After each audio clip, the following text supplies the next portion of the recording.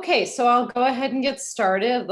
I'd like to welcome everybody to today's Master of Arts in Financial Integrity presentation. Tonight, we will be hearing from 4 panelists, and they'll be discussing how the AML Act of 2020 brings the U.S. into international compliance.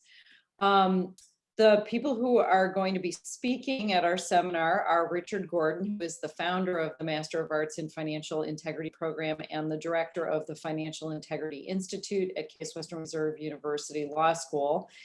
And in addition to him, we're going to be hearing from Ashwin Krishnaswamy.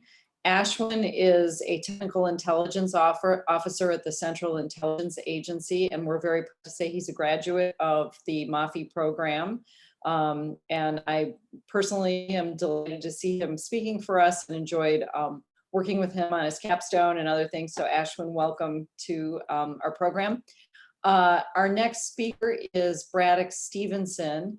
Braddock is currently AML and Payments Counsel for AML Vanilla after more than a decade at the Department of Treasury's Financial Crimes Enforcement Network, or Fincen, where he most recently had served as the Deputy Associate Director of Fincen's Enforcement Division. And last but certainly not least, we have Nikos Pasas. Nikos is a professor of criminology and criminal justice at Northeastern University, and he's also co-chair of the steering committee for the University of Geneva Anti-Corruption Academy.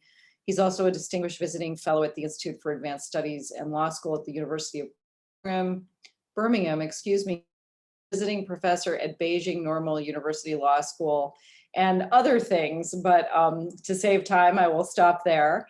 All of our panelists teach in our Master of Arts in Financial Integrity program.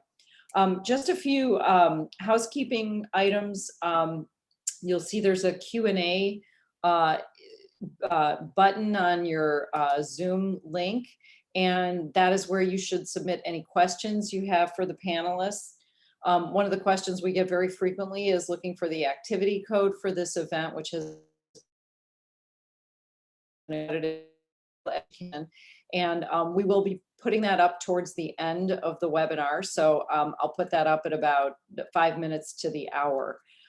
So without further ado, Richard Gordon, I will turn the webinar over to you, and thank you to all of our panelists for joining us tonight and for all of you who are attending the webinar. Okay, thank you. And I forgot to introduce myself. I'm Kathy Lester-Mansfield. I'm a professor at Case Law School and the executive director of the Master of Arts in Financial Integrity program. Thank you, Richard. And thank you so much, Kathy. And a couple of other tidbits. I should say that Ashwin was one of our brilliant students in our second Master of Arts in Financial Integrity cohorts, and it's so great to have him back here.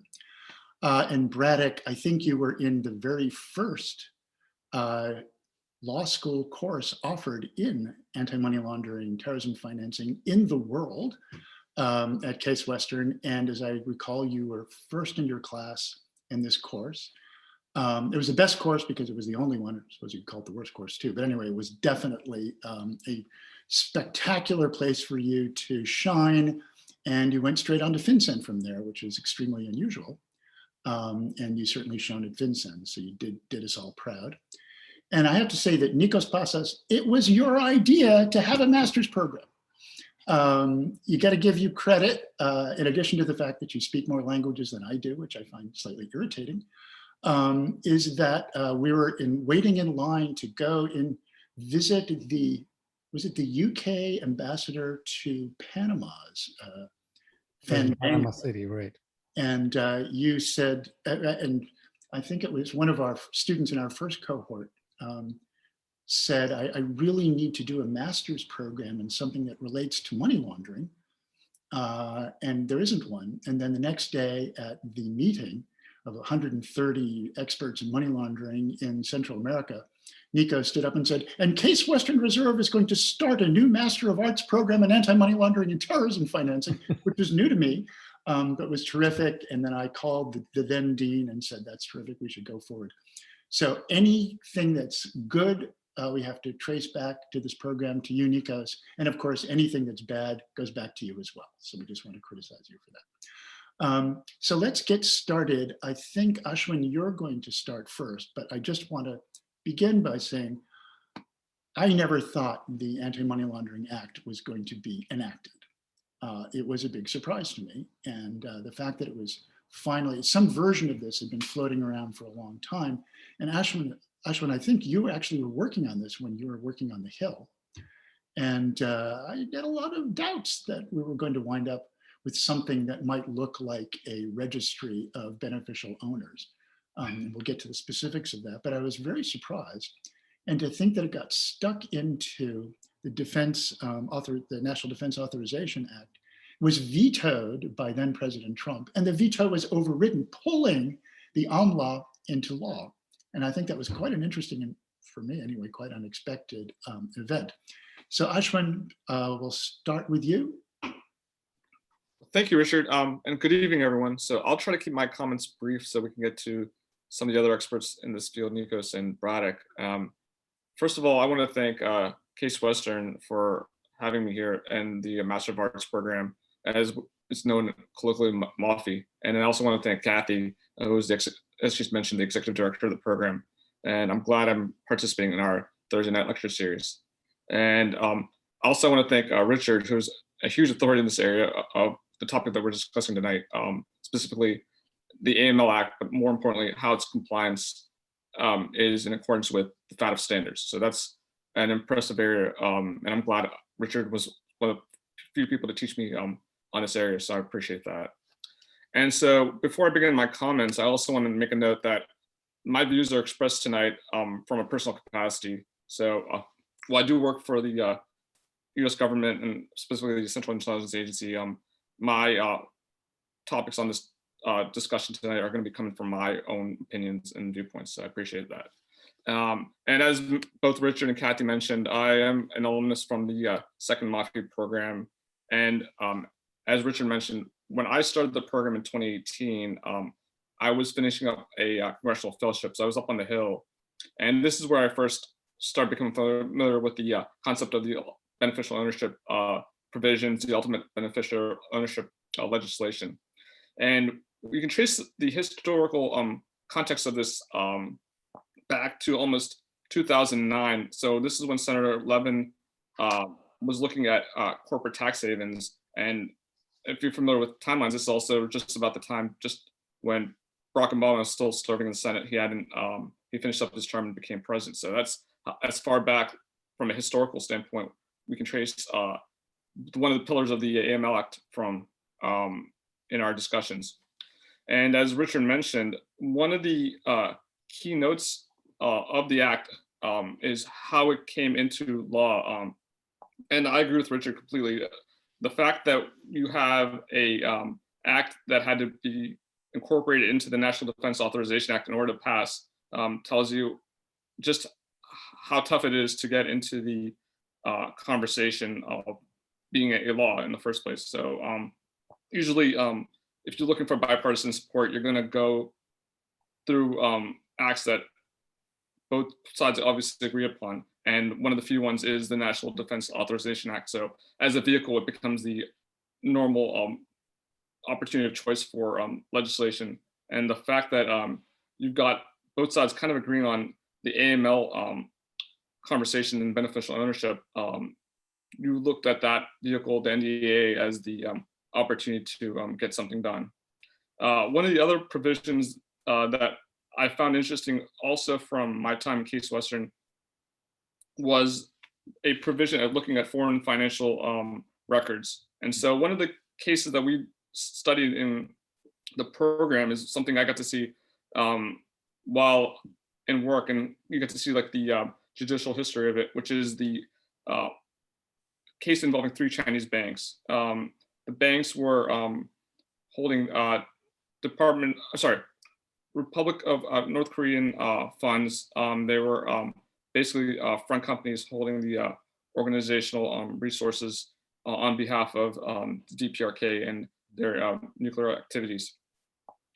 Now, with that in mind, the ability to get those records from those Chinese banks was a challenge, and it was by sheer experimentation that the Department of Justice and then the courts agreed upon a methodology to get those foreign financial records.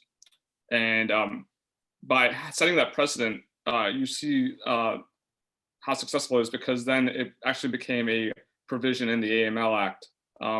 What's interesting also in the AML Act in terms of compliance is the areas where we are considered largely compliant or compliant. One of them was the proliferation financing standpoint, where we are largely compliant, but there was only a couple cases where we're not hitting all of our standards with targeting financial sanctions, and that's because we have other methodologies of getting those activities.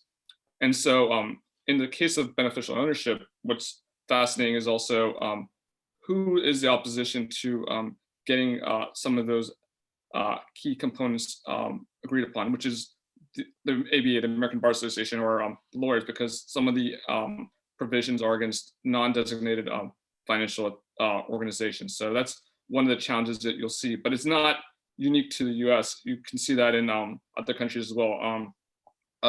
If, for example, they're getting into a mutual evaluation report, they're going to try to pass legislation, or they're going to show that they have quote unquote wins on the table to the on-site folks, and then eventually in the evaluation report. Whereas if they're trying to impact folks that are being affected by the standards, you're going to see some opposition. So I don't see any differences in how the US and some of our organizational entities respond to the mutual evaluation report and some of the decision making on the process. And with that, I kind of will cede my time and let other folks in the panel give their thoughts and opinions.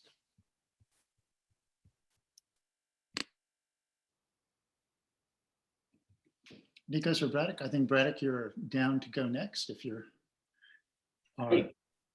our expert from Fincen and knows something about, I don't know, the fourth, I guess, really big change in that the AMLA brought in that might bring us a little closer to the US closer to compliance with the 40.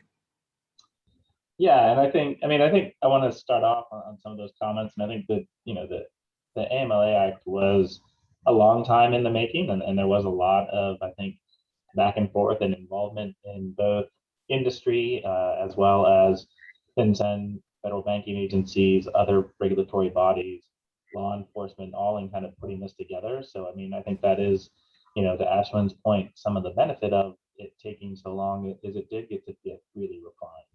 On the high level, and I know a lot of people do look at beneficial ownership reporting, and I think there's going to be a lot of interesting aspects that come from that, and I can touch on that as well. Is the key things I see in it is it kind of gives FinCEN the power to really shore up any of the gaps that are identified during the US mutual evaluation. And so, I think it's one of those things where it really kind of depends on what the agency does with it.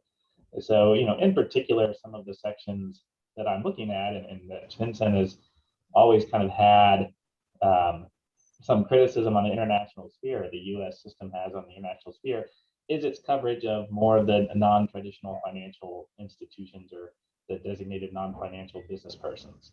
And you can see that the US has generally taken a very hands-off approach to that, and has been very, I would say, incremental in their approach to reporting obligations, to money laundering obligations for those types of persons. And I think a lot of that is kind of in those restrictions that FinCEN didn't necessarily have the tools. It didn't have general rulemaking authority to develop a report on illicit finance. And we can see, Section 6102 of the Anti-Money Laundering Act explicitly provides, and it's about a sentence long, but the power that it gives is extreme. And I don't know how many people really focus on that, but it's the authority for FinCEN to collect information, to require reporting on any information that's going to counterterrorism or relates to other forms of illicit finance. And so, I mean, that is such a narrowly prescribed yet broad provision. And so if you look at, and I know, Matthew did a presentation on this last summer about the real estate GTOs and the fact that they just keep renewing the GTOs and they don't turn those into an obligation. And part of that is, where was the authority to make that into a reporting requirement? It only existed under 5326, right? Under 31 USC 5326. So now you see with this one sentence, Fincen has the ability to impose reporting obligations on a very broad range of financial institutions and persons engaged in trade or business. And so what you're really being able to see is all of the particular criticisms regarding Fincen's gaps in not covering these reporting, I think, is now kind of given that authority to Fincen to make what can be, I would say, appropriate movements in that direction. And from my point of view, I think typically you're looking at, an AML program, SAR filing regime, those types of things. I think for a lot of the non-central financial institutions or designated non-financial business persons, it's not necessarily that you need AML program, or you need a SAR reporting program. What you might need is something like the real estate GTO, something where, the risk that we're really looking at from you is your direct interaction to the customer that the bank doesn't have. So I don't need you to develop a whole program for this. All I need you to do, collect that information and report it to them. And so I think it provides a really strong ability for Fincen to kind of tailor, those reporting requirements to the institutions that it has been criticized for not covering previously. And so I'm really excited to see what Fincen does on that front.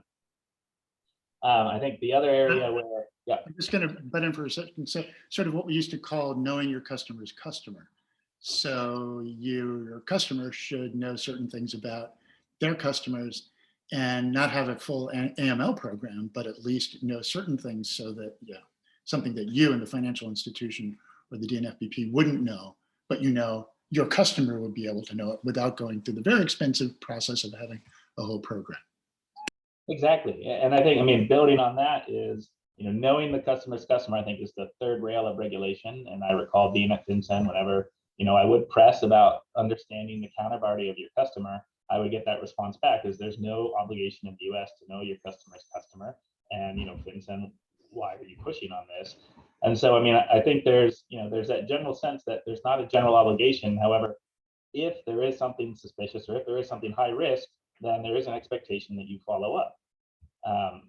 What I think the reporting could provide, is if there is this reporting on those institutions, this limited amount of reporting where they report who they've done business with, or real estate agents are reporting the beneficial ownership of these transactions, that can then absolve the need for regulators and for financial institutions to necessarily put as much diligence in the customer's customer, because that is information that can go to the government by the persons who actually have closer access and closer connection to those persons.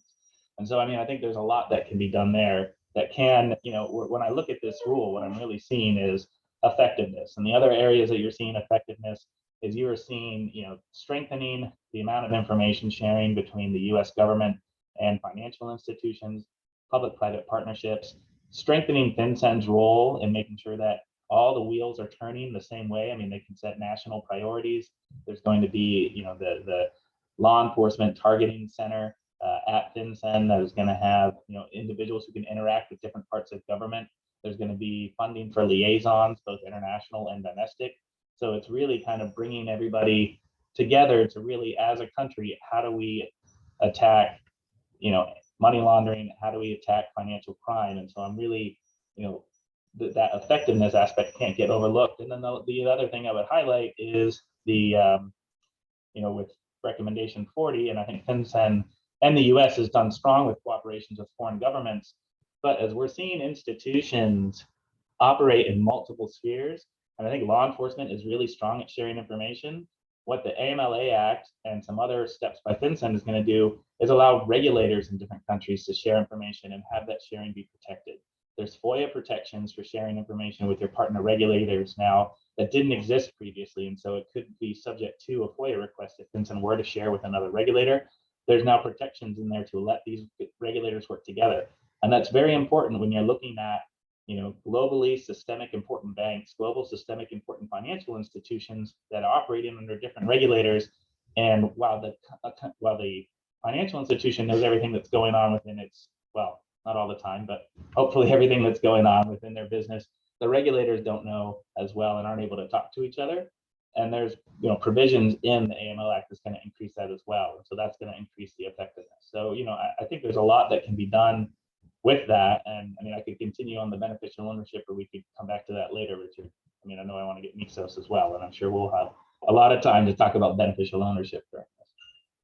So I'll just, so somebody who's been in this business a really long time, since Braddock, before you were born, it seemed to me with the AML Act that, and just what you've been discussing, is that there seems more to be an understanding that AML and terrorism financing, et cetera, should not be broken up into pieces, that there's the supervisory part, which is the preventive measures, and then there you go all the way to the end to trying to recover assets. But instead that the whole thing really is about law enforcement. It's not, it's about getting the bad guys. It's not just keeping the bad guys out of the financial system, but it's finding how, getting the bad guys, and that means cooperating, getting as much information as you can into the hands of the people who can use it. And it's very satisfying because it's something that many of us, I know Nikos certainly, has been harping about, gee, we need to go back to first principles and say, what is this system designed to do? Well, you have to look at it as a system. And the ultimate goal is to get bad guys.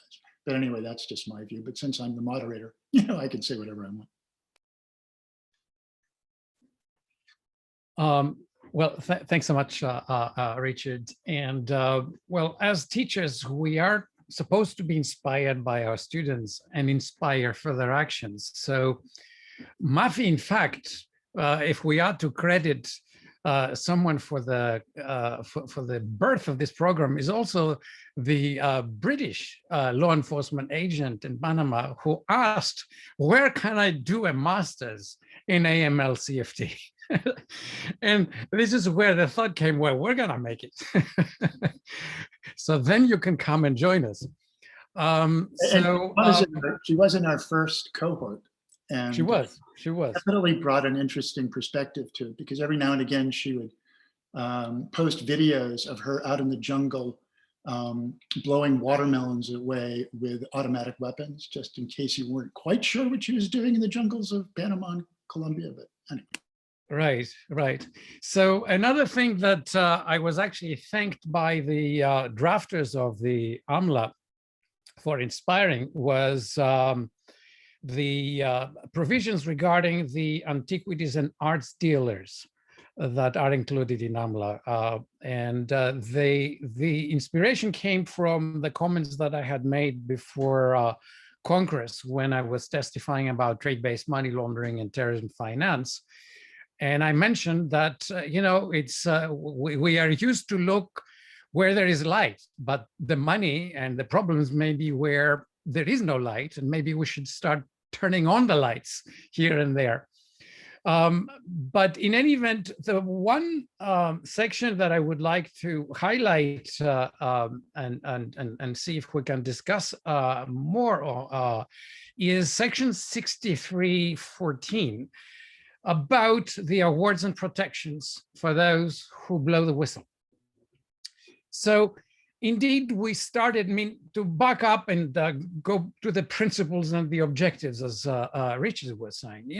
We started in the 80s with drug trafficking in our mind and money laundering as a new offense. Then after 9/11, we added terrorism finance, and gradually we inserted sanctions issues, proliferation finance, WMD, and the UN Security Council resolutions. And the whole point was to better detect, respond, and reduce serious crime. It was a crime control effort. We have built an entire infrastructure, normative, human, intelligence, technological, to deal with this. But with Richard, we were discussing very recently how people keep writing in various fora and outlets how there is tons of room for improvement, despite all this investment. And this is common, incidentally, to other policy areas, related ones, such as anti-corruption. Again, we have huge investment and the return is not as satisfactory, nowhere near the expectations and the hopes that we had at the beginning of the last 2-3 decades of efforts. So with AML CFT and sanctions issues, we see the checklist approach becoming an attitude by both the reporters of information and the regulators. And the point gets missed in this. So that good initiatives, such as the one that we discussed in the previous webinar at CASE, the human trafficking initiative, where people sat down with law enforcement from banks and compliance units. They reverse engineered successful cases of human trafficking. We knew that the people behind certain transactions were human traffickers. And it was possible to come up with algorithms and approaches that yielded new and extremely useful results, to the point that we had a White House event, a big YouTube promotion, and then it all disappeared. The initiative vanished. Even if you search for that YouTube video, even in the Internet Archive, it doesn't exist. People deliberately deleted it, right? Similar kinds of initiatives we have seen also against opioids during Super Bowl. So you see good initiatives inspired by people who actually stick to the point of AML CFT that did not last. And the lesson here is that we can rely to some extent on some people's initiatives, morality, sense of social responsibility, or charitable programs. But experience suggests that tackling complex social problems can be more successful and longer lasting when multiple actors and stakeholders come together in a coordinated way, because they stand to gain something from the success of this initiative. A solution to the problem, to the social problem, has to somehow be built into their business model. The bottom line counts. The second point is that we know that for sophisticated crimes, inside information and whistleblowing are essential. So whistleblowers need to be protected and incentivized. And when you look at the provisions that we had until AMLA came in, we had a reward between $12,500 and $150,000 that the Treasury might at its discretion give. So it was capped at $150,000. There was no protection against retaliation or other adverse consequences for the whistleblowers.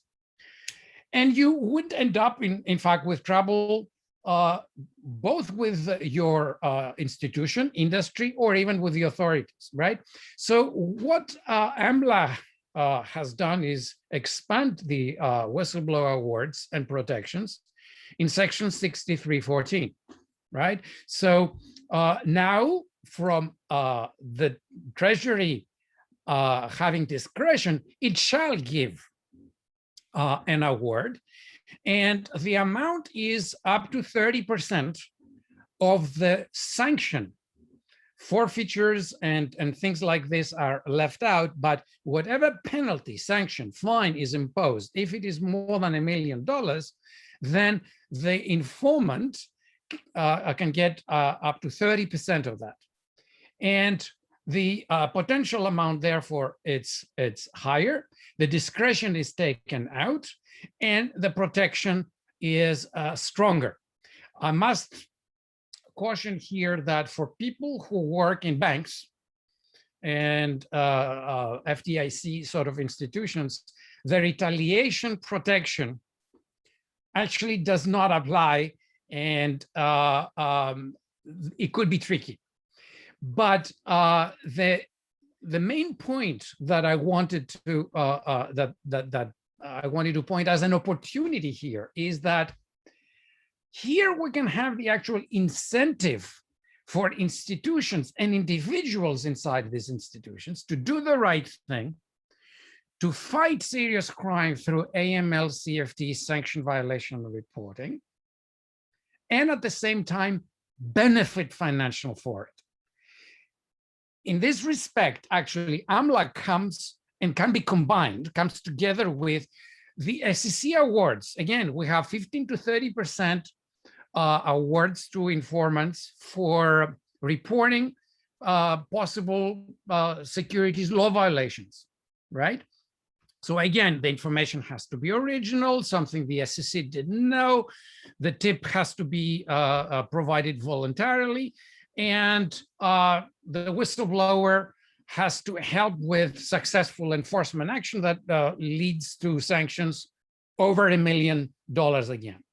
We also have the False Claim Act, under which, if you look at last year's Justice Department recoveries, they exceed $2.2 billion. Again, the people bringing the False Claim Act stand to benefit up to 40% of what the government gets out of these. So you combine all these things, fraud, procurement, and other things, corruption, bribery, accounting, securities violations, money laundering, terrorism finance, sanctions violations. You cover a lot of financial crimes here, doing the right thing and benefiting at the same time. So these can be used ad hoc. But something that this group, this audience, and the case program in community may want to consider is that this could be used systematically through a group that emerges from this community of interest and action. And we can have multiple stakeholders aware of both the letter and the spirit of the law that can be coordinated and self-financed for better detection, disruption, and punishment of serious offenders, while covering expenses and generating means for research, education, training, capacity building at home and in other parts of the world. It can be general for all of the financial crimes I mentioned, or targeted, such as, for example, medical product or healthcare fraud in the middle of a pandemic, just to take something that we know is quite important right now, but where, again, trying to do the right thing can be, can feel like trying to pull teeth. So with this, I stop and open it to your discussion. So Nikos, I just want to ask a quick question. Do you think the term whistleblower is appropriate for what this provision? Well, in fact, there was a master's thesis that a German student made a career out of, because what she did was look at different languages and national contexts where whistleblowing and telling on someone else has negative connotations, and we have the same thing actually in the United States. Look at how, you know, somebody snitches, somebody spills guts or beans or whatever. So there are negative connotations and life consequences. At the same time, we all want to stress the point that when you see something that is wrong, you do something about it. When you see something, say something that tells us about security issues. When you do someone committing serious crimes, your duty is not to sit in your basement, close the door and ignore it, but to stand up and speak up. Otherwise, we saw what happened with Nazis in Europe, with people not standing up for the right thing, right?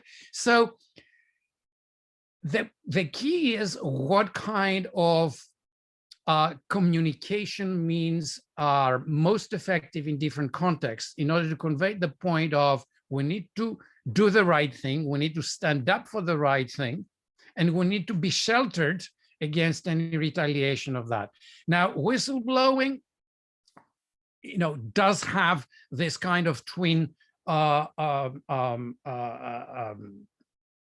stigma and privilege. informing informing the same thing, actually. Speaking about reporters and defenders of the public interest, I think places into a more appropriate context. I was, I just want to let you know we have 3 questions whenever you're ready from the participants. So let me know when you're ready for those. I'll just pop one last little comment here about this, because to me, whistleblowing also means that I'm just talking about, I'm reporting on something that I see that my superior is doing in my particular organization.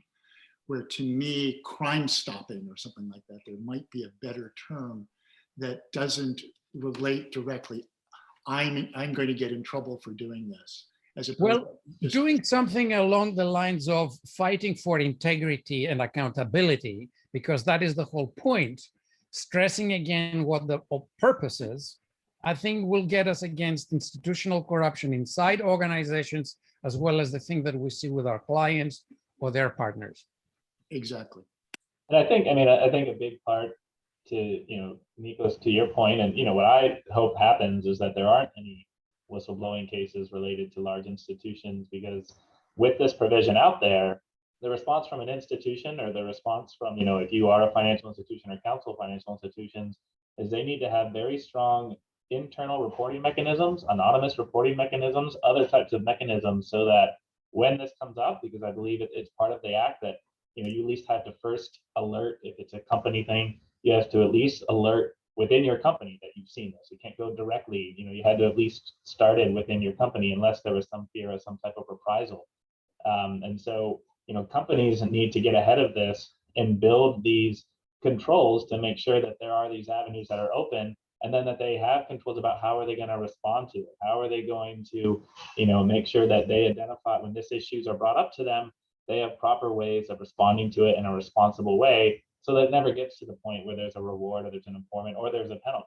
And I think that can also kind of help, bring everybody into compliance.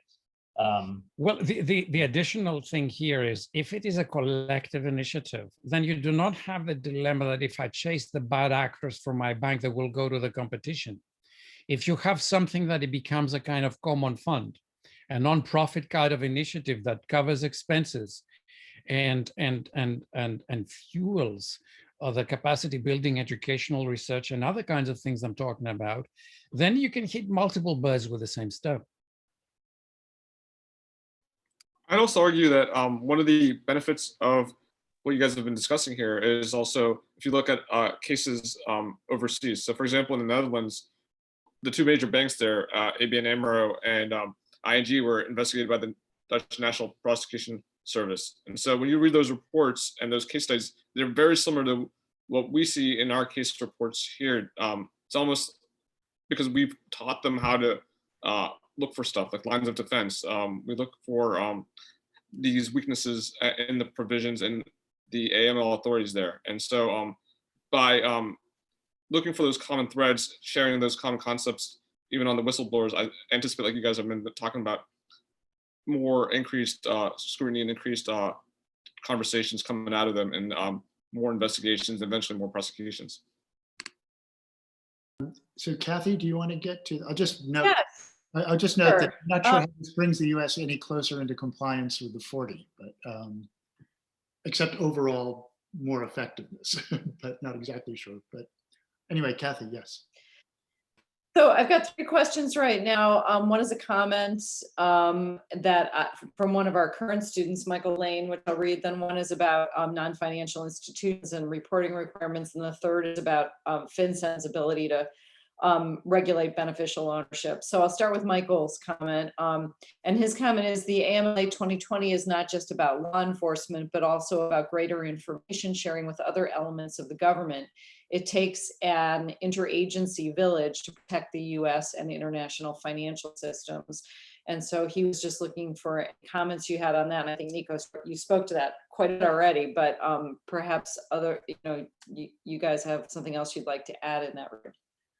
Well, yeah, I did speak about sharing information from reporters to reporting receiving agencies such as Fincen, but the question of sharing and empowering Fincen, I think, is important, because I worked with Fincen for 4 years after 9/11, and it was threat finance that we were working on.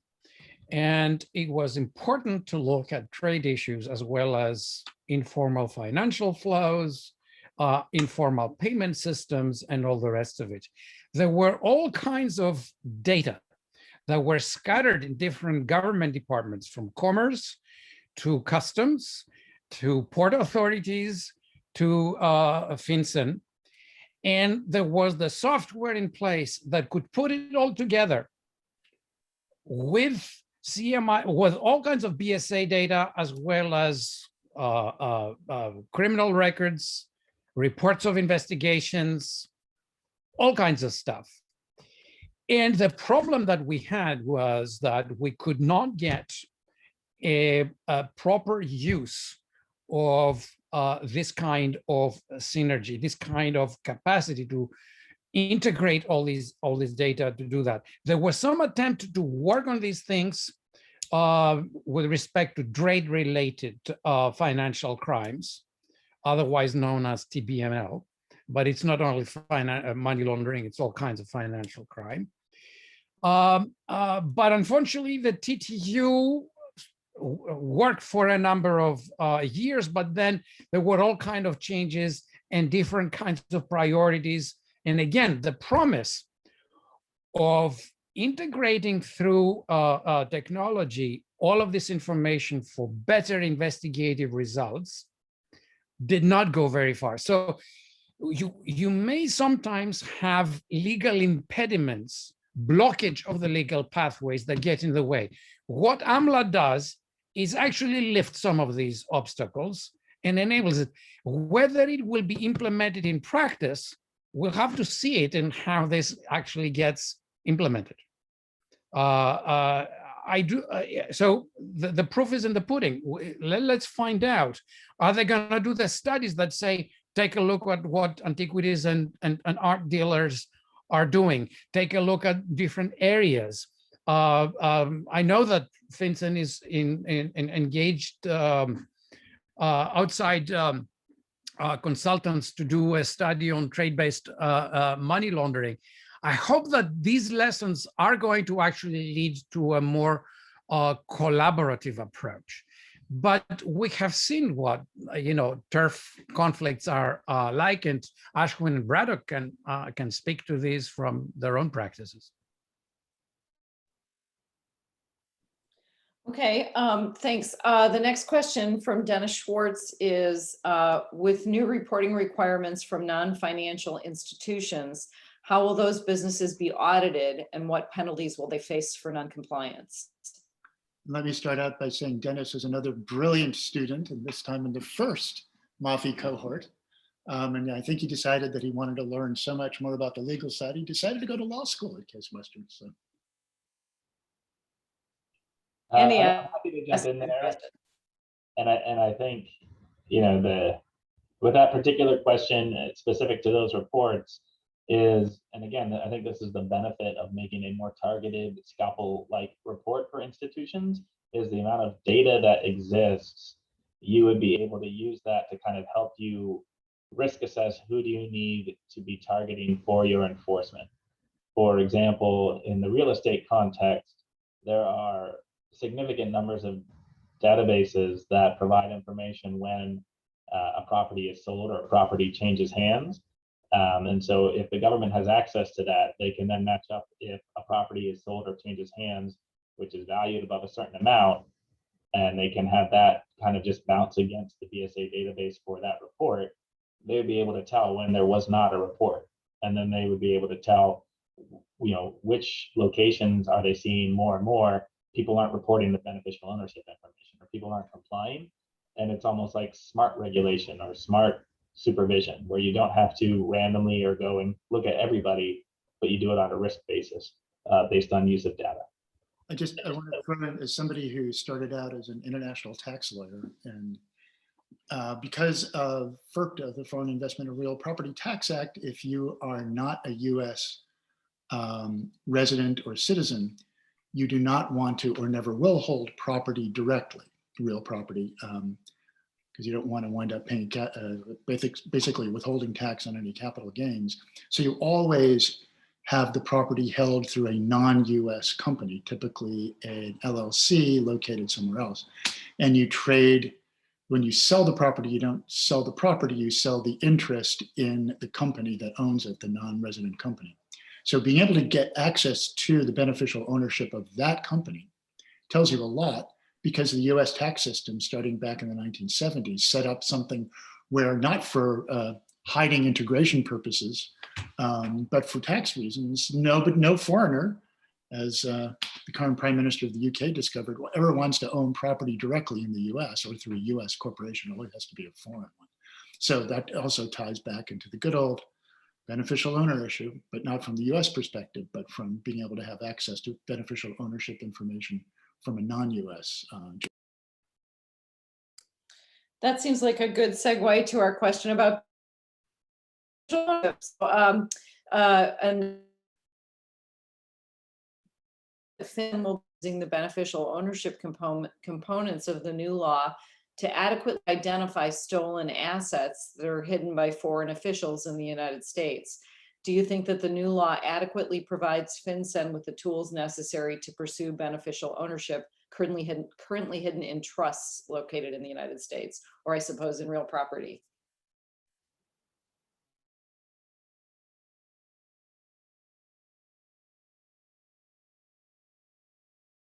Did I freeze? I think you've got it right. Everybody here, or at least the panelists, know I'm a real skeptic about this. I'm going to keep my mouth shut and see what they have to say. I mean, so I guess, I'll go out and identify that. I think, there's kind of two parts to this, which is there's the beneficial ownership rule, which is going to, kind of level set reporting of information to Fincen for, I think it's about 10 entities, while you're looking at approximately, I think, 20 entities currently covered under the CDD rule regarding entities that, banks are obligated to go out and get CDD information. And so, the beneficial ownership rule for at least 10 of those will move that reporting to Fincen. At the same time, there's not really verification aspects to that. So there's no obligation for them to verify, for Fincen to verify, while financial institutions will still have that obligation to verify. And Braddock, I'm just going to add, and also, since we're supposed to be talking about FATF 40, it's not verification is not required in the 40 either, just to. Yep. Yes, I think that's helpful as well. Where I see, the other part of this is 6313, and that is the asset forfeiture, a very strong asset forfeiture provision that basically, if you lie to your bank, your funds are subject to forfeiture.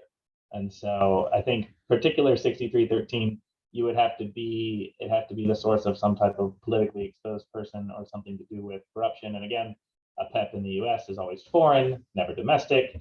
But I think there are provisions there for specifically targeting corrupt funds, so specifically targeting the OBN type of transactions, where if the government can, can prove that they opened that account and they lied to the bank so that the bank cannot comply with its CDD obligations, then they can seize all of the funds in that account, which is pretty extreme. But at the same time, it makes it a crime to lie to the bank, and it kind of makes the prosecutorial bar lower, at least from an asset forfeiture side, as it relates to corrupt officials trying to deposit their funds in the US. Great, thanks. Oh, I'm sorry. Go ahead, Ashwin. Oh, sorry to interrupt. Yeah, so in addition to that, what Braddock was mentioning, I also think good model is kind of the UK. So we're the first time developing our registry, and we kind of look to other places to see how they've set up their registries. And the UK is probably a perfect example. If you got a similar situation and a similar model, and the question is, how value added has that registry been? Has that been able to look for the foreign actors that you would be looking for, and has that information been shared adequately? So that would be a good model to look for in a situation, to see if the US is able to exceed that in our purview. And just as a note, at least as of a couple of weeks ago when I last checked, there's only been one prosecution for breach, for failing to identify accurately. And that was somebody who did it intentionally, I think pretended that he was Boris Johnson or something. So yes, that it complies with 24 and 25 recommendations, but is it effective is another question. Is it effective at actually identifying the real beneficial owner and controller if Boris Johnson really didn't actually set up that company, but wound up to be in breach because a journalist did it? But anyway, that was just a few weeks ago. Well, the one thing that I'd like to add is that there are very strong pushbacks and resistances from different professions against getting to the bottom of who is the beneficial owner. So you have brokers in the case of imports and exports. You have art dealers in the case of antiquities and art. You have pharmaceutical companies that have competitive and brand issues involved, and you have in the real estate sector, the same thing. The real estate agents, lawyers. Look at what happened when in Europe they tried to make lawyers report crimes of their own clients. They influence the practice and they influence the law as well. The point is that there is an unwillingness built in a number of professions and activities, simply not wanting to dig into who is really behind a facade.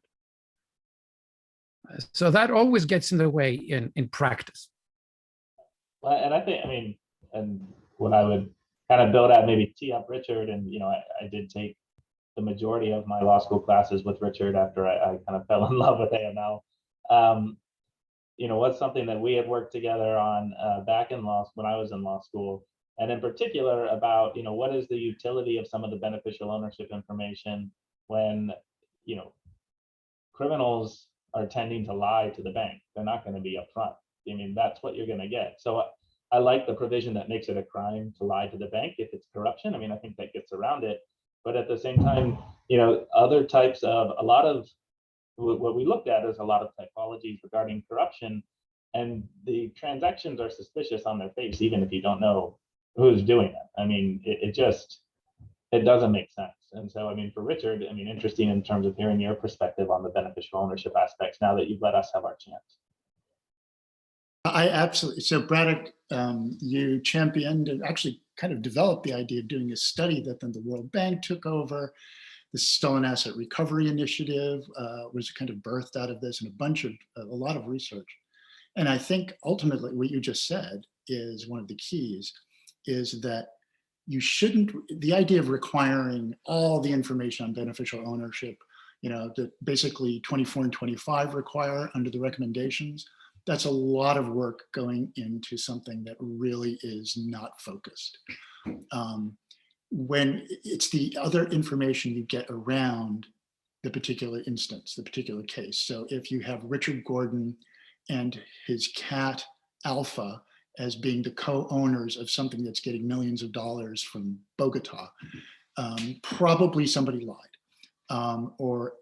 There's a lot of, so the focus should be on what is unusual, and then having whatever, like the registry, the UK registry, that gives you information. It may give you information to say, hey, this doesn't seem right. And then you can go from there. And I think that makes a lot more sense. And it should be looked at that way. And so the focus should be on what is unusual. And then you can get this other additional information from registries to help you understand if it's really unusual. But yeah, making it a crime and forfeiture is so great. I love forfeiture, unless it's my stuff.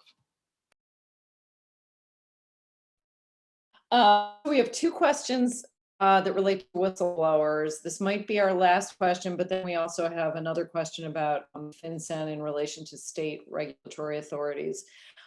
So one of our current students, Mohammed Tain Raza, asked, in case whistleblower reported an incident in good faith but was proved wrong after probing, how does the AML protect the whistleblower from potential legal repercussions. In other words, if you're suspicious of something, reported, it turns out that you were wrong, does that person get any whistleblower protection? A related question from another attendee, should firing a whistleblower by a government official in order to stifle an investigation be prosecuted as a criminal offense, especially when there's adequate evidence of criminal intent, I assume, by the government official? Well, the last one is easy. If you have corrupt intent and it's obstruction of justice at the very least.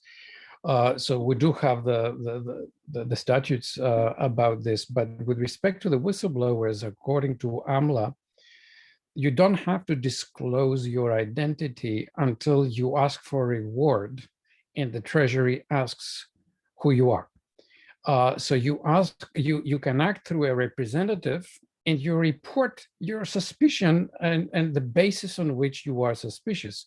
It is the job of the investigators to find out if this works out. And then you file for an award. And when you file for an award, it means that the investigation was successful. Your information did lead to someone's detection, conviction, and penalty. And at that point, the Treasury is going to tell us who you are now. And that's when the protections will kick in. So you do not have to disclose who you are in advance. Great, thank you. And then this will be our last question. Do you see Fincen delegating any authority to state institutions for supervision and reporting of non-financial institutions required to comply? There is no connection between the federal and the state level here. I mean, it's not the job. I mean, the Fincen doesn't have the authority or interest to do any of that. I mean, the whole point is that, that there are certain things that the federal government is in charge of, and what the state banking departments or other authorities are doing, it is separate. In fact, what led to several pieces of I published and work that I did with respect to the regulation of MSBs in the United States was when I was visiting Pakistan, and I was told about a case where someone was licensed in Texas, had an agent in Florida,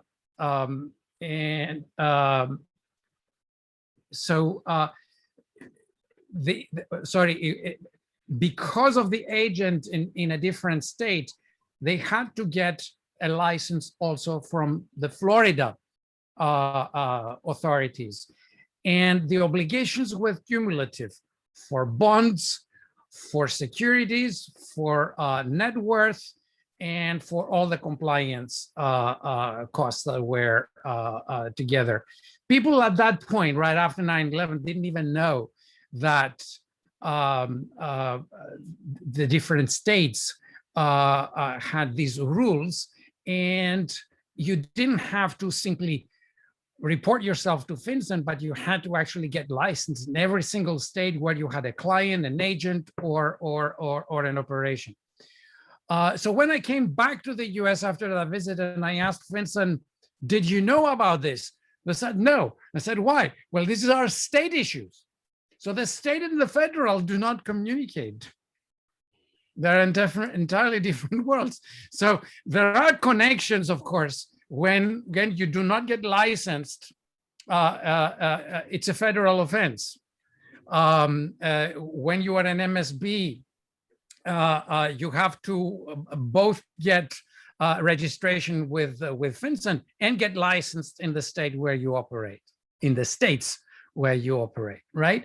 And if you don't do that, then that becomes a federal offense. All this happened actually after 9/11, but when it comes to all these other kind of arrangements, federal and state really do not mix. But Braddock can tell us a lot more about it. But Nikos, it's interesting. I think the same thing is in We just have 1 minute left. Sorry, I just wanted to say we have 1 minute. I just want to highlight, I mean, I think some of this has changed a good bit, probably more recently, in terms of I think it was the CARD Act allowed Fincen to rely on examination reports from state regulatory agencies in their enforcement actions and in their supervision. And so this is something that is, as Nixo says, is something that was, I would say, probably nascent for a long time. And Fincen, I think, has recognized that and has built a lot of agreements with particular state regulators to obtain this information. And, Nixo is exactly right. Fincen could not mandate this.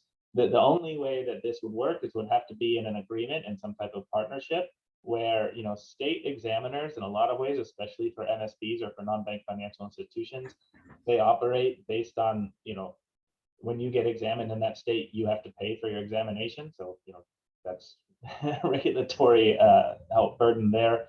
But that's how they get paid. And so if Fincen were to get into some type of, understanding that they can take joint enforcement actions with states and bring that Fincen authority to it, then it would allow the states to then take those enforcement actions with partnership with the government, which might make it easier for them to move forward. But then when it comes down to who gets the penalty, Fincen can determine how much of that penalty it would take itself and how much of that penalty the state would get, which would then fund more examiners, which would then lead to the ability to have a more robust supervision session. But I mean, Nico, to your point, that didn't exist as strongly as it should have. And it's something that Fincen has put a lot of work more recently into, and it was thanks to the CARD Act to do that. Great, thank you so much. I seem to have lost Richard, but I just wanted to thank you all so much. Obviously, we could go on for another hour quite easily. So hopefully we'll have you guys back to expound on some of these things in the future. I just wanted to announce that our next MAFI program, which is always Thursday evening before our course starts, is in conjunction with our anti-terrorism and course, which is in June. And the program is called Taking White Supremacy to Court. I've actually attended this program at another law school. It's the plaintiff's attorneys in the lawsuit against the Charlottesville Unite the Right participants. And we'll be talking about that lawsuit and also financing of domestic terrorism. We hope you all register that, and welcome back, Richard. Right now I'm going to put up the code, the CLE code, and if anyone has any remaining questions, I'm sure our panelists would be willing to stick around briefly to answer remaining questions.